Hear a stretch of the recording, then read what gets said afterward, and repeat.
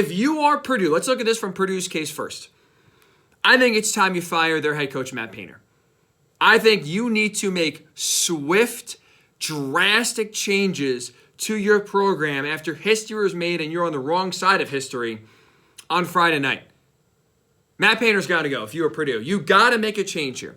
Because when you look at life, right? When you look at how we are in society, we all strive, for the most part, to be the best, to be number one, right? We do live in a capitalistic society where the better you do, the more money you make, the more fame you get, the more recognition you get. So there is an inherent motivation to be the best you possibly could be, whether it's doctor, whether it's accountant, whether it's sports radio host, in this case, whether it's a college basketball coach. There is a ton of incentives to drive you to be number one, and that has led us, for the most part, to really want to be the best, and especially when it comes to sports. We all want to root for teams that are winners.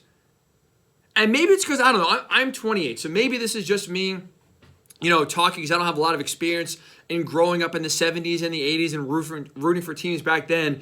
But I feel like maybe now more than ever, the will, the desire to have teams win championships and focusing only on championships and nothing else in the regular season or no other accolades, I feel like it's at a fever pitch right now, where we truly only look at, okay, can you get far in the tournament? Can you win a ring? Can you win more than one ring? Just coming off Tom Brady's career when he won 7. Now, every single quarterback, every single NFL player will be compared to Tom Brady, and can you get to that number 7? We value championships more than anything else when it comes to sports. I think that's a good thing, by the way. I'm not saying that's a negative. I think that's good. You want to strive to be the best. You want to strive to root for a winner. And you want to strive to have your team reach the ultimate goal. And when you look at Matt Painter and the job he has done at Purdue so far, he's been there 18 years. He's done a really, really great job in the regular season. He has been a dominant coach. Purdue has always been a dominant program in the Big Ten. Constantly, near the top of the rankings. Constantly near the top of the Big Ten rankings. Always, they have won Big Ten regular season titles. They are just coming off of winning the Big Ten regular season title and the Big Ten Conference Tournament just a few days ago before their loss on Friday.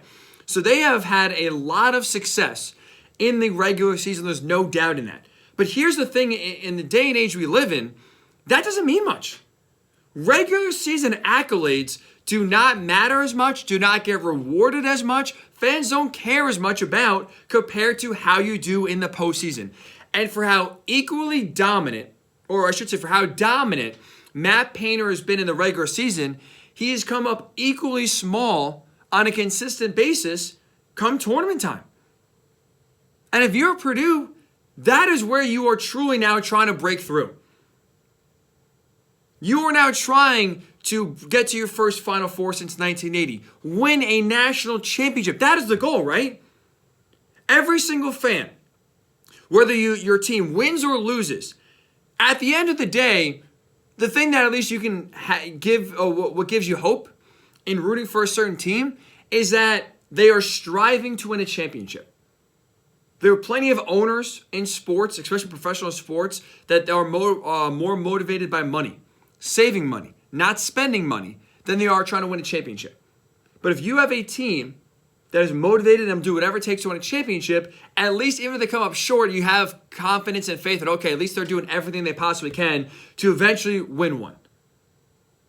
If you're Purdue, if you're a Purdue fan right now, but especially this applies to any and every college basketball fan, right? Really any and every fan of any sport in general, you got to show your fans you are committed to winning and committed to winning a championship. That's why if I'm Purdue, I'm saying, Matt, appreciate the time, buddy. We've had a great run. You've had a tremendous run of dominant success in the regular season, but we are looking for postseason success, and that is something you've been consistently unable to provide us, and we're going to go in a different direction.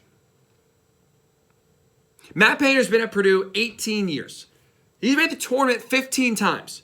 And out of those 15 times Purdue has been dancing, eight, they have been one of the top 4 seeds. So over half, again, goes back to the regular season dominance that Purdue has consistently had. 8 of the 15 times they've been a top 4 seed. So they've done what they had to do in the regular season consistently to put themselves in a prime position to make a deep tournament run. And out of those 8 times they have been a top 4 seed, it has produced a grand total of 1 Elite 8 appearance, 0 Final Four appearances. And it's not only the fact that Purdue has not capitalized and not made consistently deep runs in the tournament despite their regular season success. That's not the only reason why, if you're Purdue, I think it's time after this game and after this loss to 16th ranked FDU, why you got to get rid of Matt Painter, their head coach. It's also the fact that Purdue has consistently underachieved against teams that are a lot worse than them. This loss of Fairleigh Dickinson, this is the 3rd straight year Purdue has lost to a double-digit seed in the tournament. 3rd straight year. One time, right? If you are a highly seeded team and you lose to, if you're a 2, you lose to a 15.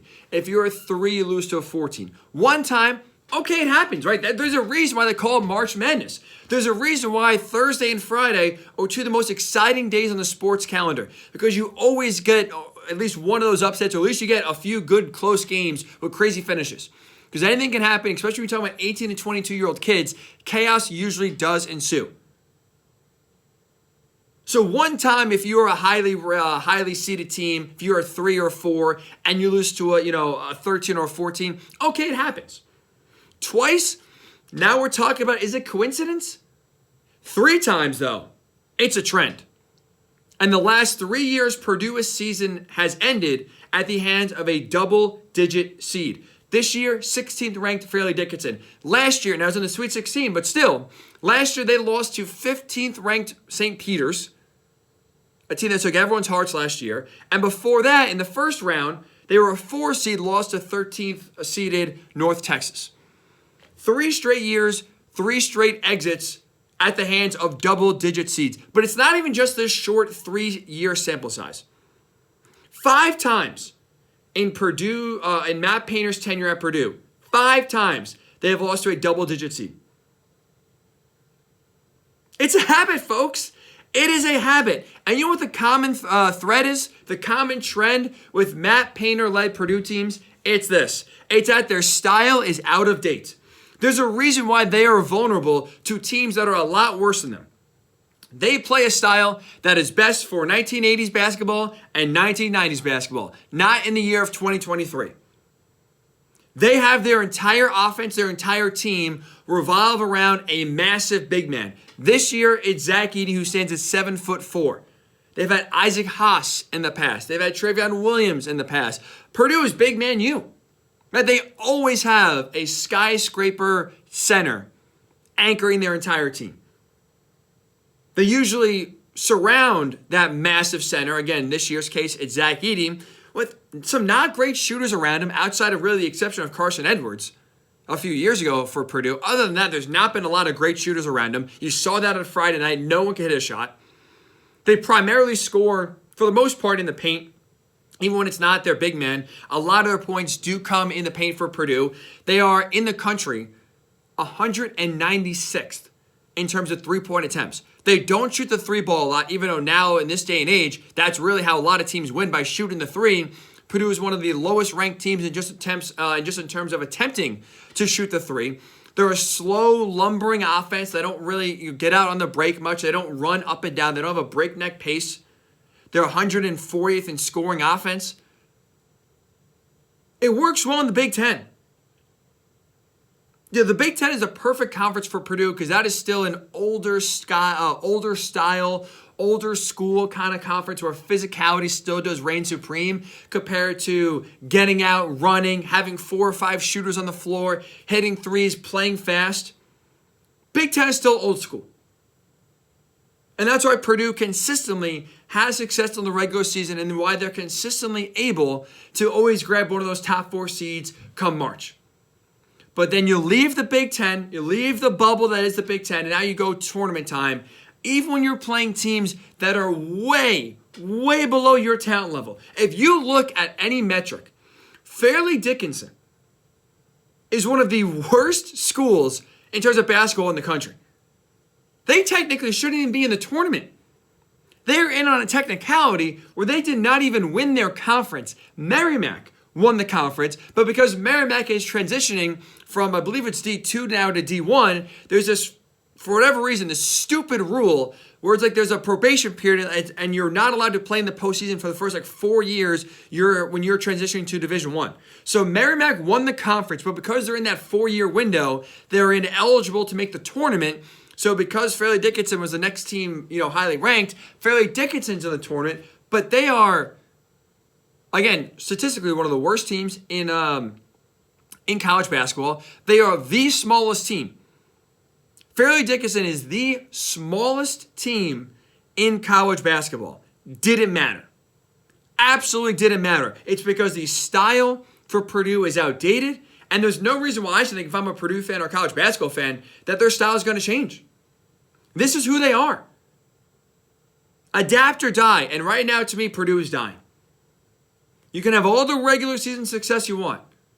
Again, for me, when it comes to now looking at teams and looking at success, you define success by what you do in the tournament, in the postseason, how deep you can go.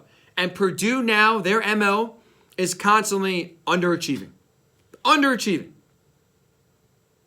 And for me, that's got to change. If you are serious, if you are Purdue about winning a national title, if you are truly a basketball school, you are making this move to fire Matt Painter, to move on, and getting someone who consistently will beat 12, 13, 14, 15, 16 seeded schools, not lose to them.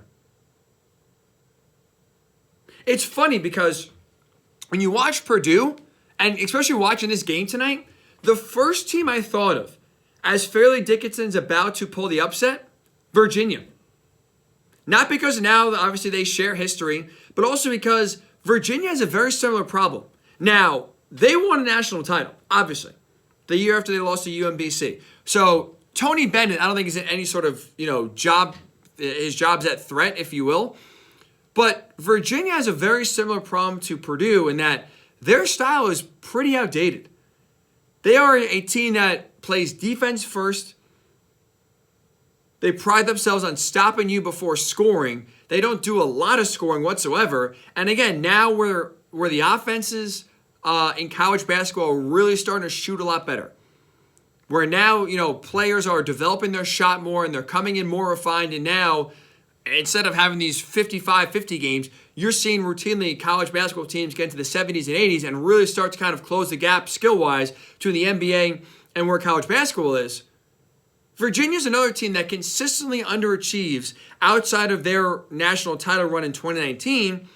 And they're another team, kind of like Purdue, that consistently loses to very, lowly seeded teams, in part because their style is outdated. Now again, Tony Bennett has a national title. He's got a ring on his finger. He's good. Matt Painter doesn't. He's got 1 Elite Eight appearance, 0 Final Four appearances, obviously 0 national championships, and again now 3 straight seasons losing at the hands of double-digit seeds. My biggest takeaway from FDU pulling off history is that Purdue needs a change. Purdue absolutely needs a change. You can have all the regular season success you want. If you're not getting done in the postseason, gotta make a change. A move has to be made. Because right now, postseason success is the thing that matters the most. And you need a coach, you need a style change. More importantly, that will give you the best chance for tournament success. And right now, Matt Painter absolutely is not the best man for the job.